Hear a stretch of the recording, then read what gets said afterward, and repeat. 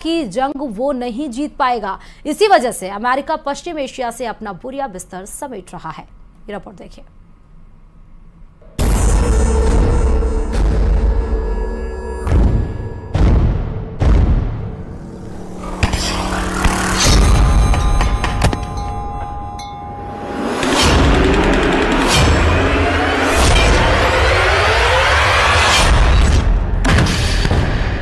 Iran के war game का पूरा प्लान सामने आ गया है।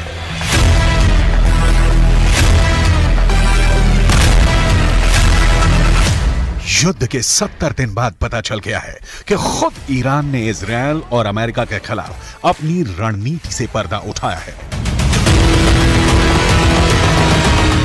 ईरान ने बता दिया है कि उसका अगला वार क्या होगा, कहां होगा और कब होगा। ईरान ये तो पहले ही कह चुका है कि पश्चिम एशिया में बहुत बड़ा धमाका होने वाला है। ऐसा धमाका जो कयामत ला देगा, जो सब कुछ मिट्टी में मिला देगा, जिसे ना इजरायल रोक पाएगा ना अमेरिका।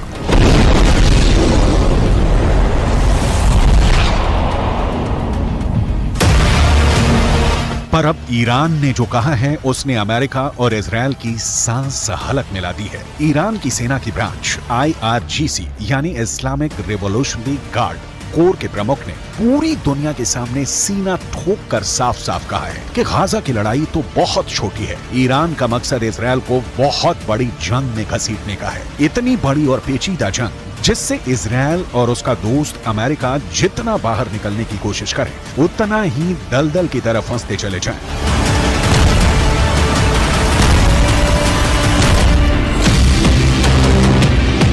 ईरान के इस वॉर गेम में तो गाजा बस एक शुरुआती पॉइंट है। ईरान की साजिशों का जाल गाजा से शुरू होकर इजरायल के पड़ोसी देशों लेबनान, सीरिया, इराक और इजरायल के दक्षिण में मीलों दूर बसे यमन तक फैला हुआ है। ईरान गाजा में तो हमास के पीछे खड़ा ही है। वो लेबनान में चरमपंथी संगठन हिजबुल्लाह से भी इजरायल पर हमला करवा रहा है और इजरायल के दूसरे पड़ोसी देश सीरिया में तो खुद ईरान मौजूद है। उसने वहां से इजरायल को घेर रखा है। सीरिया और इजरायल के बीच भी आए दिन हवाई हमलों की खबरें आ रही हैं और कुछ वक्त पहले इस लड़ाई में ताजा एंट्री हुई है यमन के हूथी विद्रोहियों की। अमेरिका ने अपने एयरक्राफ्ट कैरियर, लड़ाकू विमान और मिसाइल डिफेंस सिस्टम पश्चिम एशिया में तैनात किए तो ईरान ने यमन में अपने समर्थन वाले हूथी विद्रोहियों को इजरायल के पीछे छोड़ दिया। हूथी विद्रोही फिलिस्तीनियों का साथ देने के नाम पर इजरायल पर मिसाइल छोड़े जा रहे हैं। हूथी विद्रोहियों ने तो यमन के बगल में मौजूद लाल सागर को भी जंग का अखाड़ा बना दिया है। वो वहां से गुजरने वाले हर जहाज पर हमले कर रहे हैं।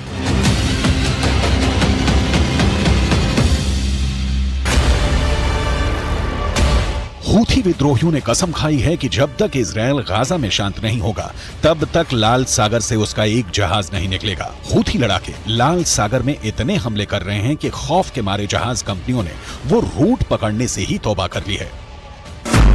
इस वजह से एशिया से यूरोप और यूरोप से एशिया जाने वाले पानी के जहाजों को पूरे के पूरे अफ्रीकी महाद्वीप का लंबा चौड़ा चक्कर लगाना पड़ रहा है, जिससे सफर महंगा हो रहा है और पूरी दुनिया पर उसका असर पड़ने लगा है।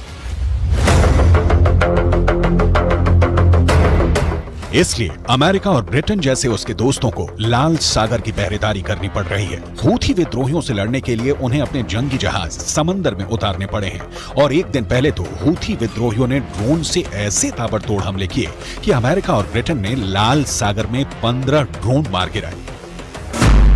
तो क्या ईरान की चाल में फंस गए हैं अमेरिका और इजरायल?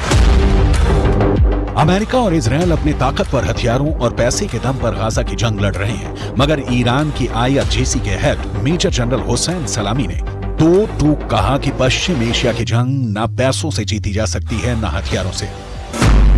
उन्होंने अमेरिका पर बेहद तीखा वार किया और पूछा कि क्या अफगानिस्तान पर कब्जा अमेरिका को जीत दिला पाएगा? क्या अमेरिका इराक में टिक पाएगा?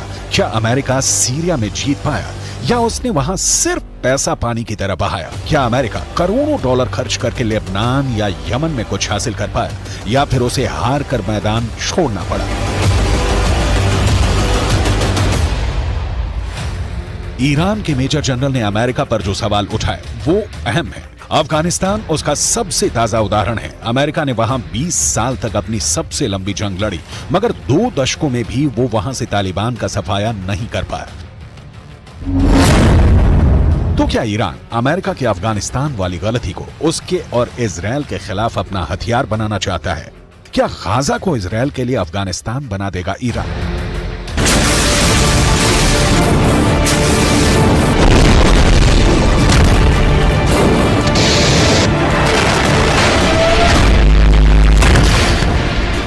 क्या ईरान इजराइल का वही हश्र करने वाला है जो इराक, अफगानिस्तान और सीरिया में अमेरिका का हुआ?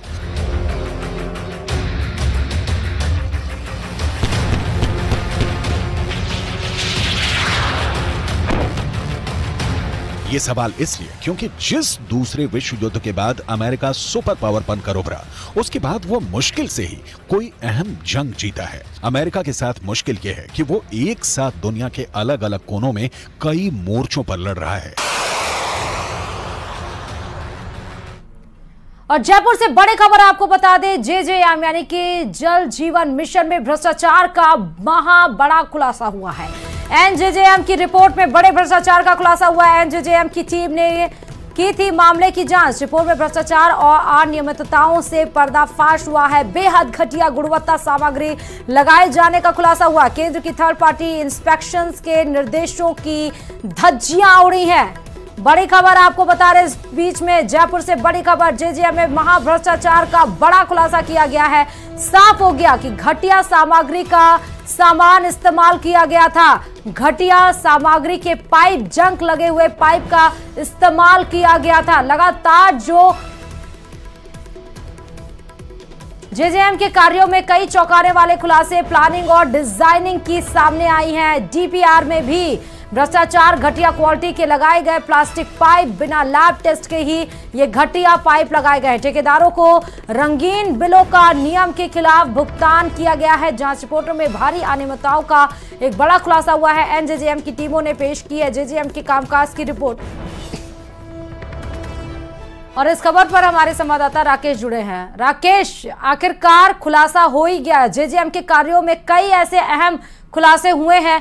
एक महाभ्रष्टाचार का पोल अब सामने आ गया है। राकेश, बिल्कुल, देखिए जिस तरीके से न्यूज 18 लगातार जल जीवन मिशन में भ्रष्टाचार के मामले उजागर करता रहा है, उसके बाद राष्ट्रीय जल जीवन मिशन जो केंद्र सरकार की एक बहुत बड़ी एजेंसी है, उसने इस जल जीवन मिशन के कार्यों की समीक्षा की है और जो रिपोर्ट आई है वो बेहद चौंकाने वाली है। चूंकि पिछली सरकार ने राजस्थान में जो जल जीवन मिशन के कार्य करवाए गए हैं, उन कार्यों में बहुत बड़े पैमाने पर भ्रष्टाचार हुआ है। यहाँ तक कि जहाँ पर जो स्टील के पाइप लगने थे, उन पाइपों की जगह प्लास्टिक के पाइप लगाए गए। और चौंकाने वाली बात यह है कि इन प्लास्टिक के पाइपों की गुणवत्ता भी जांच नहीं की गई। हाँ। और रनिंग बिलों का ही ठेकेदारों को भुगतान कर दिया गया। यानी जहां पाइप, जो लोहे का पाइप लगभग 2 से 2.5 हजार रुपए का एक अगर पाइप माने हम, तो वो उस पाइप की जगह एक 150 रुपए का पाइप लगाया गया और उसकी जांच के बिना ही भुगतान किए गए। साथ ही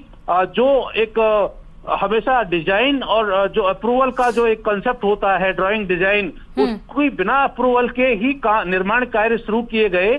यानी जो नींव रखी गई जल जीवन मिशन के कार्यों की, उनमें भी भ्रष्टाचार सामने आया है। जल जीवन मिशन के कार्यों के लिए एनजेजेएम की टीम ने राजस्थान के कई जिलों का दौरा किया। उन तमाम जिलों में जब जांच की गई तो ये सामने आया कि इस भ्रष्टाचार में सिर्फ ठेकेदारी शामिल नहीं थे, बल्कि जलदाय विभाग के उच्च अधिकारी भी शामिल थे। क्योंकि जिस तरीके से भुगतान किया गया है कार्यों का, वहां पर थर्ड पार्टी इंस्पेक्शन के दिशा निर्देश जो है केंद्रीय जल शक्ति मंत्रालय ने जारी किए थे और थर्ड पार्टी इंस्पेक्शन के बाद ही इन बिलों का भुगतान होना था। लेकिन यहाँ राजस्थान में जो निर्माण कार्य हुए हैं, उनकी जांच के लिए थर्ड पार्टी के लिए मैन पावर ही नहीं था। यानी बिना कार्यों की गुणवत्ता, बिना निर्माण सामग्री की गुणवत्ता की जांच के ही जो अधिकारियों ने ठेकेदारों को बिलों का भुगतान किया है। इसमें सबसे बड़ी बात यह है कि जिन फर्मों को ब्लैकलिस्ट होना चाहिए था, एनजेजेएम की टीम ने अपनी रिपोर्ट में लिखा है कि ऐसे ठेकेदारों के